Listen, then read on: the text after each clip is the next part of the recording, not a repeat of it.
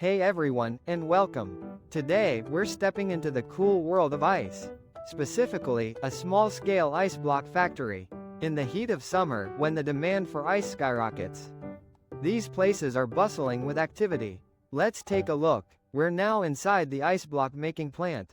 The first thing you'll notice are these massive freezers. They're the heart of the operation, where the magic happens. Inside, the temperature is kept incredibly low, crucial for turning water into solid ice blocks. These freezers are built to withstand those temperatures and maintain them consistently, day in and day out, ensuring every batch of ice meets the high standards required. Next, we have the molds. These are usually made of durable metal, shaped into rectangular blocks. The factory workers fill these molds with purified water, which will then freeze to create the ice blocks. The meticulous selection of the water and the precision in filling the molds are essential for the quality of the final product. The size of the molds dictates the size of the final ice blocks. You can see different sizes for different uses, depending on the needs of the businesses they supply. Now, let's watch the process. Once the water is in the molds, they're carefully loaded into the freezers, a process that requires precision to prevent any spills or uneven freezing.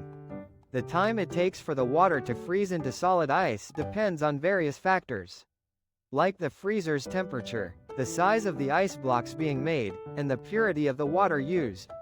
The workers have a carefully timed schedule they need to follow to take the ice blocks out at the correct time, optimizing both efficiency and ice quality.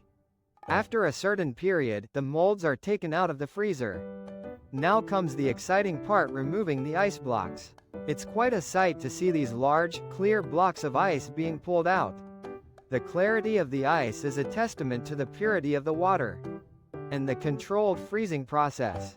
They are very heavy, and the workers have to be cautious when handling them, using protective gear to prevent any injuries. They might use a machine or a special tool to get the ice out of the molds smoothly, taking care to avoid any cracking or damage to the blocks. The blocks look so appealing. These ice blocks are then transported to different places. They might go to local businesses that need ice to keep food and drinks cold, like restaurants and grocery stores, or maybe to vendors selling drinks at outdoor events, or even to individuals for home use, especially during picnics or parties. The demand for ice is high, especially during the scorching summer months. So, it's a very active business to be in, ensuring the cool refreshment of many. Thanks for joining me on this tour.